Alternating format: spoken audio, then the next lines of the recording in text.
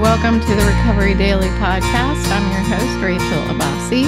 I'm a grateful, recovering alcoholic and stroke survivor. Happy Hump Day. Today I spent all morning making more bracelets. I mentioned to you yesterday about my bracelets that I'm making. I'm pretty sure I did. So here's one I made for myself that has wooden beads, and it has a little charm that is a pineapple. And for those of you who recall the story that I've told about my first business trip and how I was circling. It was the last day of my business trip, and I was walking the block, and I was afraid to stop for dinner because I was afraid I was going to drink. It was my first time that I had been saying to myself, nobody would know, nobody would know, nobody would know, and realized, stopped me in my tracks, realized I would know and my higher power would know. And if I'm going to be all in on this faith business, then I need to honor that. So I didn't drink that night. So what does the pineapple have to do with it? I was staying at the Pineapple Hotel in San Francisco. I don't know if it's called the Pineapple Hotel, but if you search Pineapple Hotel in San Francisco, it'll come up. And that's where I stayed. And it's the whole theme in my room was pineapple. So whenever I see a pineapple now, it reminds me of that. And so my sister, I don't know if I told this story yesterday, but it's fine. I don't know how many people, there's not a lot of people, I think, that listen to every single episode. I know some of you do, and I love you for it. But in case I talked about it yesterday, who knows? But my sister got me all this jewelry. I remember talking about it the past 2 days, all this jewelry from an auction. And inside there was this little pineapple charm. And I found it on my anniversary. And I thought, that's a God wink if I've ever seen one. So I made myself this bracelet. And I've been making bracelets for the past few days. And they are of the theme for spoon and cup theory. And those are going to be available on my Etsy shop. I was just taking pictures of them today. I've got a lot of them, and they are freaking crazy cute. So again, I'll let you know when they get on Etsy. So I was working on my bracelets, and so I'm like counting beads. I'm like, okay, between the spoon and the cup charms, I want to have two beads. I want to have two silver beads around, and I'm like designing the bracelet while I'm putting the beads on the bracelet. And so I'm like on my eighth bracelet or something, and I look over and I look at one of the bracelets. It's a white one with white beads. And I realized that it's not perfect. It's not the way that I had intended. There's two silver beads that are missing on the bracelet. And I thought, oh, I need to take that apart and do it again. I mean, it's two tiny little silver beads that are missing. And I was like, I don't know that I can, like I can't know that and not take it apart and make it again. That is perfection, and it can torture you. So I wanted to talk about that today. I think that the world today, like, there's a lot of pressure to be perfect. In fact, Bailey, whom you all know and adore because she's been a guest on the show, she had mentioned to me yesterday that she didn't have a good day. And I said, why? And she responded that she made a mistake yesterday and it made her feel stupid. I mean, I'm summarizing, but that's pretty much what effect it had on her. And you notice she said she had a bad day. That one mistake, I don't know what it was. She didn't share that with me, but it ruined her entire day. And we do that to ourselves. We make a decision to have unrealistic expectations of ourselves. Unrealistic expectations are, I'm going to do everything perfect, and I'm setting this on myself.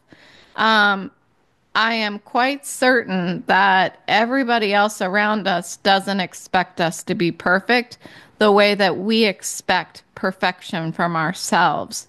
So I felt, I get it because I remember when I was working and I made a lot of mistakes.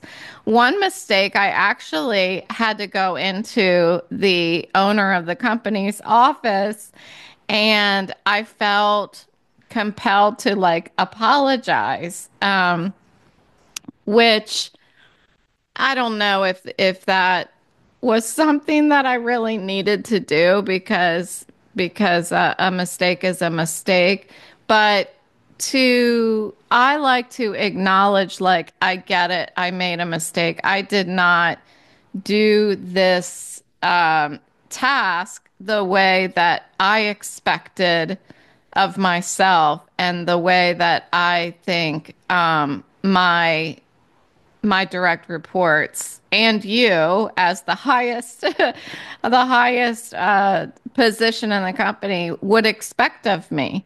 And of course he responded, it's okay. And we talked about how to do it correctly the next time. And I wasn't in trouble or anything. I'm sure he could tell that I was just like trembling with anxiety about and totally stressed out about going in there and having to own up to what I did or I don't know what exactly was I stressed at. I was stressed because I thought he was going to be mad at me.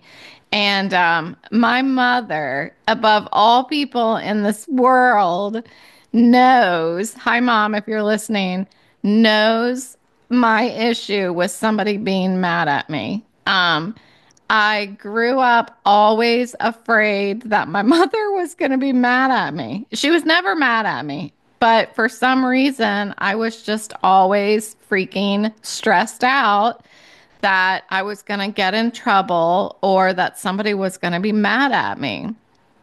So, what I think what I want to talk about really is embracing our imperfections. Like we can call them mistakes, but we can also call them a lot of other things. And I was trying to think of different words, sometimes mistakes that people make. I'm trying to think of an example.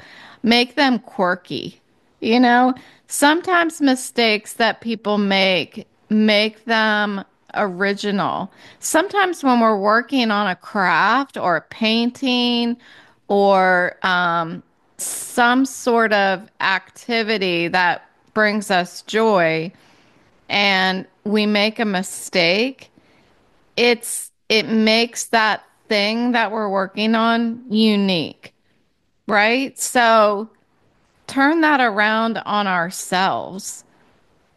When we make what we're calling a mistake, it's what makes us unique human beings. That's all it is. Like by embracing imperfection. Actually, let me turn that around the other way.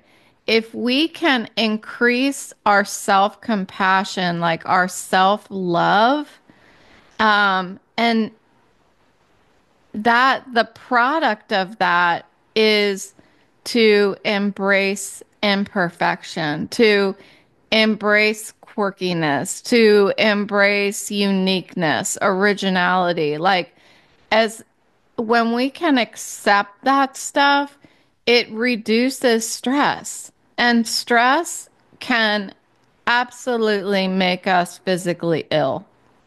And I've had that happen so many times in my lifetime, where where I made a mistake and I didn't talk about it and I just beat myself up about it for days and days. And it really, I stopped eating. I started isolating. Like, that is what a freaking small mistake will do to me. So, if I can practice acceptance, self acceptance, um, that is recognizing that, yeah, I have a lot of strengths. I have a lot of things that I am good at, but I have some things that I'm weak at. You know, I'm not great at it.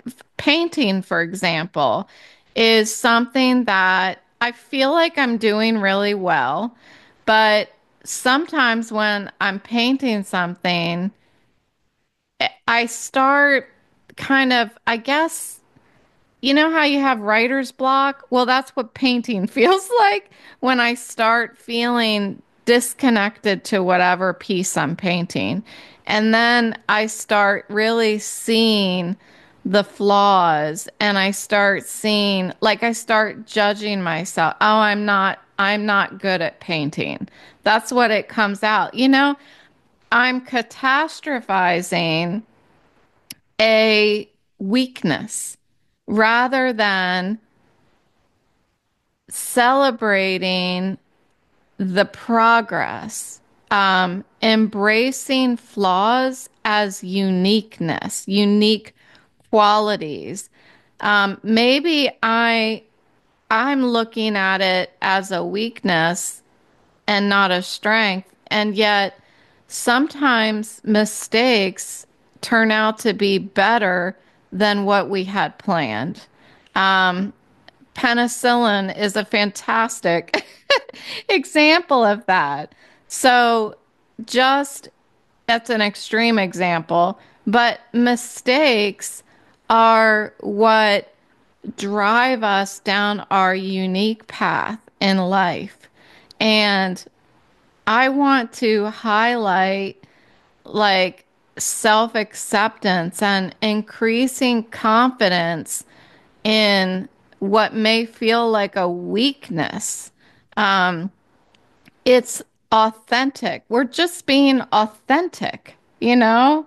So embracing this imperfection is is something that's going to take progress. It's not a destination. It's I'm always going to run across something that I make a mistake at or I'm not good at it. I feel like I'm weak at it.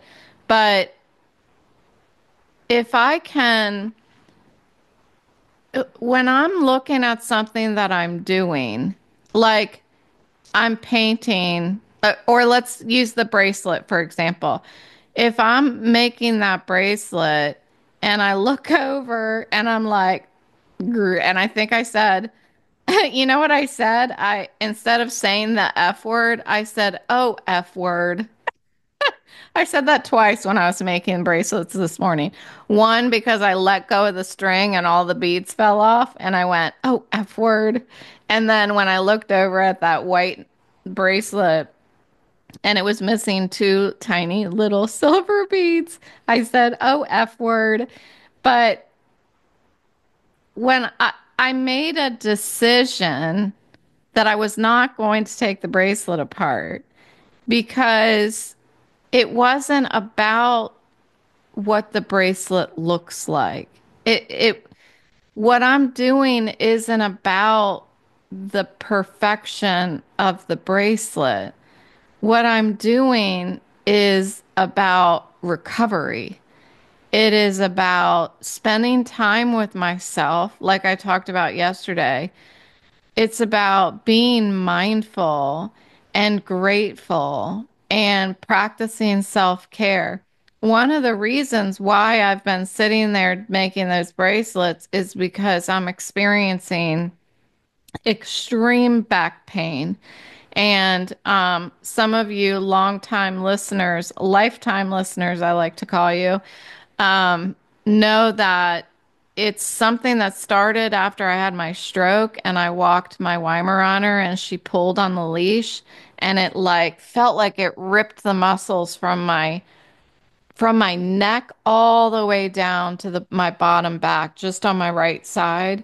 And I have been working to do exercises and stretches, and I have this little TENS machine that I have here in a bag if you're looking at the video. And I've done all of these things, and the pain is just, it's increasing. I was having sharp pinching pain for a while there. That has gone away. With exercise, that went away. But now it's just like super sore every day, all day long. And it gets even more sore. I was gonna say it gets even more sore throughout the day, but it doesn't. I wake up with just extreme soreness. And so I decided that I'm going to go to I knew that was going to happen, that I wasn't going to remember what it's called. I have my phone here. We're going to look at my phone really quick so I can tell you what kind of doctor I'm going to. I'm going to the orthopedic and orthopedist. I don't, orthopedist? I don't know. I'm going to an orthopedic specialist to look at my back. So that's tomorrow. Why did I start talking about it? Oh, that's why I've been making the bracelets. So looking at that bracelet and seeing that I made a mistake, I really need to back up and think, what is the purpose? Back up and look at from a bird's eye view, what am I doing here? Am I making these bracelets because I'm going to sell them for millions of dollars and that mistake is going to reduce the value of that bracelet? No, that's not, yeah, I'm going to put them on Etsy, but um, I'm not, I'm not expecting to make an income off of it. It's not my new career, that's for sure. So the purpose that I'm doing it is to take care of myself, is to practice gratitude for having that time with myself, to practice mindfulness and really back to gratitude, like back and forth. It's like being hyper aware of the gifts that I've been given post stroke, you know? So I want to encourage that practicing kindness and not looking at the bracelet and being like, oh, you're an idiot, or why can't you do anything right? Like catastrophizing a mistake. It's really fascinating how we do that, and I'm not the only one because I'm not unique, like I always say. So when I had written down also like celebrating small victories, I think that that's going to the extreme. I think what I really wanted to focus on today is about getting out of that negative mindset if I start going down that path. Um, Looking at imperfection not as a weakness, but as uniqueness, as make it as something that makes us quirky. I love the word quirky because it is, for me, it translates into acceptance for somebody exactly the way that they are, even if the way they are is not how I would be, I just love that word because um, it has a great definition to me for accepting people, because there's a lot of people that maybe they don't live the way that I would expect them to live. But if I just call them quirky, It makes me smile. So, embracing imperfection as almost a quirkiness and about ourselves. And that's a way that we can accept things about ourselves that maybe we're not meeting our own unrealistic expectations. And that makes us quirky. And if we were perfect, if I didn't make mistakes, how would I be able to connect with other people and relate to other people? If I'm talking to my friend about crocheting and my sponsee, hi sponsee, if I'm talking to her about crocheting and she said, "Oh, I made this granny square and I got like three-quarters of the way through it and I realized that I messed up one of the corners." If I said in reaction to her, "Oh, I never do that. I never make a mistake." What kind of connection are we going to have, right? Well, everything, going to support group meetings, going to my sobriety meetings, all of that stuff, we're talking about our imperfections. We're talking about letting go of that, of the pursuit of unrealistic expectations and finding serenity in our own unique journey. So I'm going to end it right there. Thank you so much for listening today. I'm having a really good day. So I hope you are too. I will talk to you tomorrow.